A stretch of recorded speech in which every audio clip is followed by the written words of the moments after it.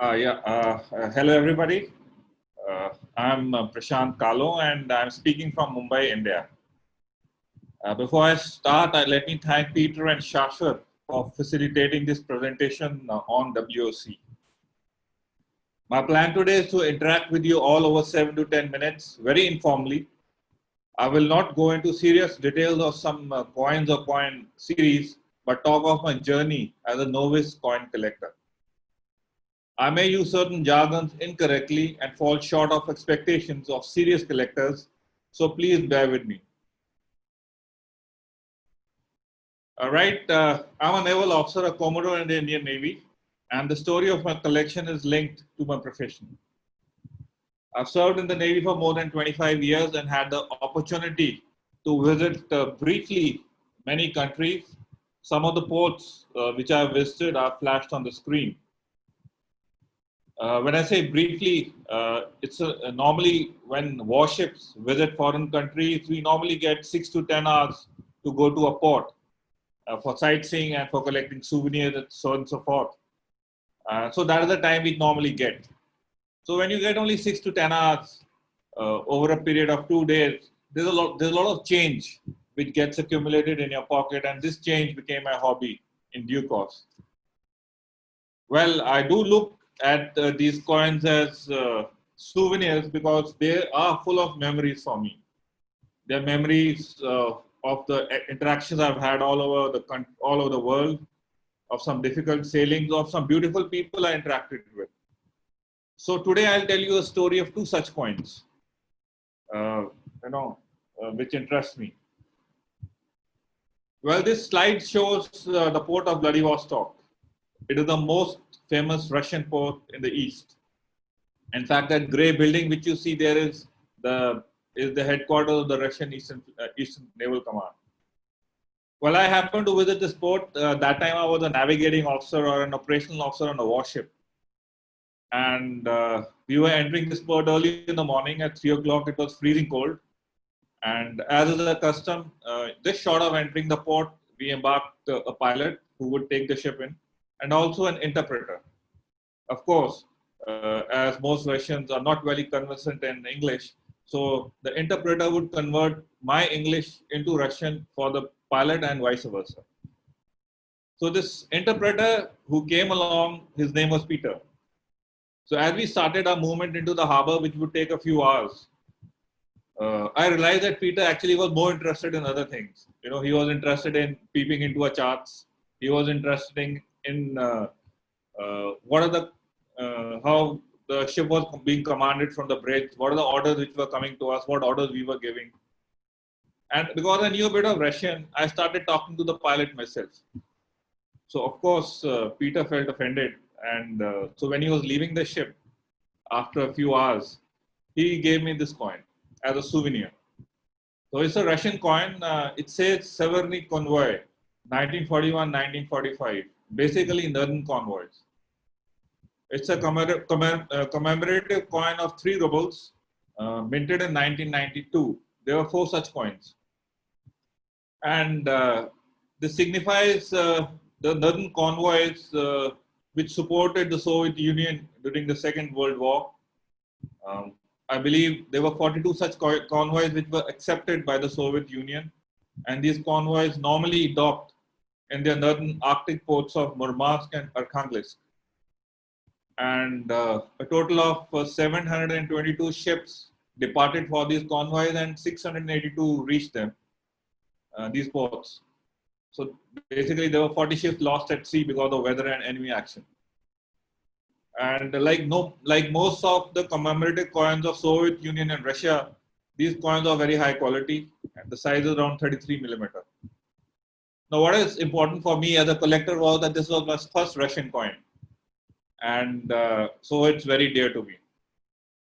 But because we were staying in that port for 3 days, and I was also the operations officer, and I had to interact with Russians on matters of operations in Russian. So I was given an interpreter. She was a beautiful girl. Her name was Julia. And after 2 days, she realized that I was interested in coins, and she gave me this set of 8 coins. They are known as coins of hero cities. They were minted in 2000. And they, of course, signify or they indicate the cities in which World War II was fought. Of course, World War II was fought in Russia and a lot of cities, but these are important battlegrounds. In fact, it was in these cities that the Russian and the Germans fought for each street, each home, each room. And so uh, this series of coins indicates the operations of the Russians in the Second World War. And from that point of view, they are significant. And of course, they down these years, they do remind me of Julia once in a while when I look at them. But since then, these coins have a lot of these coins have come and been minted by the Russians. I was in Russia I served in Russia thereafter of almost 2.5 years, and these were my original Russian coins, and right now I have more Russian coins than Indian coins, in fact. So, so this is how my collection of Russian coins started. Now I'll go to another port which I visited very recently. This was the port of Muscat in Oman. This happened last year, and by now I was the commanding officer of a warship, and we had visited this port for a very short time. It was an OTR, operational turnaround, normally for 24 hours, in which we take fuel, ammunition, ration, and we move out. So I had a few hours, and I didn't know what to do, and I saw this souk, which is right in front of the port of Muscat, which you see, those buildings are the souk or a local market. And I knew that there were some coin sellers in that market. So I went there. Basically, I was searching for these coins, which are flashed on the screen. They are quarter anna coins, 25 millimeter, approximately 5.6 grams. And 17 of these coins were minted between 1885 and 1899, when Muscat and Oman were protectorates of the British. And they were minted in the name of the Imam of Muscat and Oman. So I was looking for these because I had a few of these, and I thought, why not pick up a few more? And as I was going through those coins, I chanced upon this coin. Now, I wasn't expecting it there in Muscat because it is a coin of the Sikhs. In fact, it is a coin of Ranjit Singh, whom you see in the picture down below, and who ruled over the area which is indicated in yellow on the screen. And he ruled from 1801 to 1839. So to find this coin in Oman was quite a surprise to me. Maybe it came by land or maybe it came by sea, I don't know. But Muscat has been an important trading post since more than 2,000 years. So I'm sure by trade it came there. And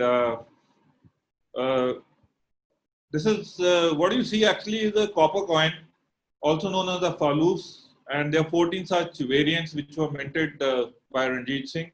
They were normally minted in the mints of Lahore, Amritsar, Jammu, Srinagar, Multan, Peshawar. They are now cities in India, Pakistan, and Afghanistan. And the size is 20 millimeter, and it weighs around 8.8 grams. And you can see actually on the coin, you have those, the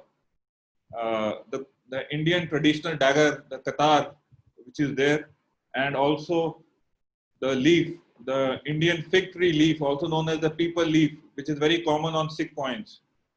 So, so this was a very interesting coin, and I picked it up, though it was extremely expensive. Coins in souks are expensive because they cater for passenger liners, which dock for a few hours. So everything is expensive there. But I did pick up a coin because I thought it would remind me of Muscat and how I picked up a coin of Punjab from Muscat. In fact, I have told this story so many times to my friends that my wife says that next time you tell this story to anyone, I hide this coin. So this is the story of my collection, and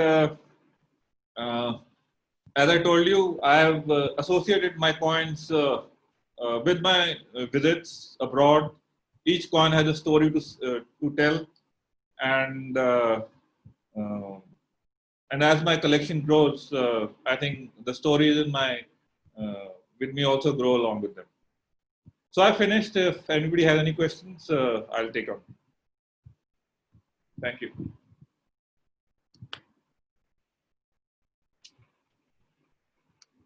Any questions?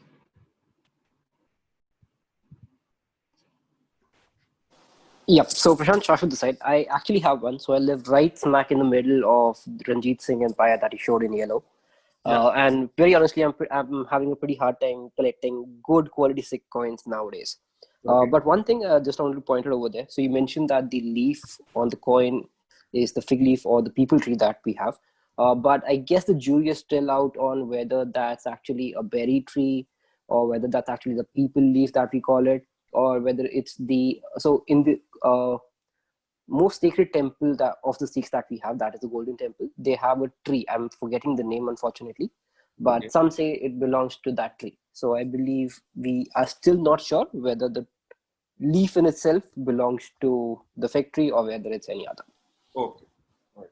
But highly enlightening session. Thank you. Thanks a lot. It was a very informal session. I'm sure you people are serious collectors and you would find it short of expectation. But I thought I'll just... Not at all. Not at all. Thank you.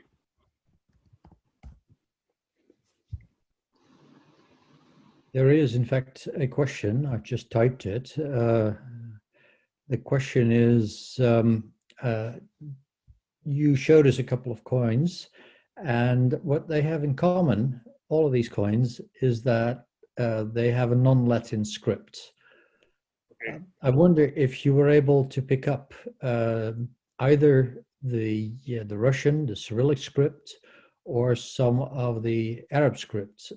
It's one of the challenges that I put to myself when I'm in another country, but I'm there for much longer than you are. You seem to be hopping on shore, and then almost the moment you hit the shore, you're getting ready to leave again. That's absolutely right. When you go to a foreign country, you may not know the language, and hence the requirement of interpreters.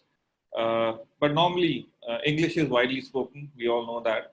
And I also speak a few other languages. I speak Russian. So when I travel to that part of the world, I can manage. So from that point of view, I think the Navy has helped me a lot. Another thing I was wondering about, and something that the coins all have in common, is that they're actually either on international cooperation or on international trade. The convoys to Murmansk, of course, are international cooperation, and the Sikh coin that you found is on international trade, as there was quite a good amount of trade along the Iranian coast. Is that something that attracted you as well to these coins? You got a very apt question. I think it goes into the matters of strategy, in the realm of strategy. Of course, trade has been a very important activity at all times, and the militaries and international corporations all over the world at all times have facilitated trade. So, of course, they go hand in hand. You know, our visits abroad. I don't want to go into the realm of confidential matter, but of course, when they say that a warship is the best ambassador. So, what do ambassadors do? They increase international relations, and which facilitates trade. So, I'm sure they are connected. Thank you. We have another question that has just come in.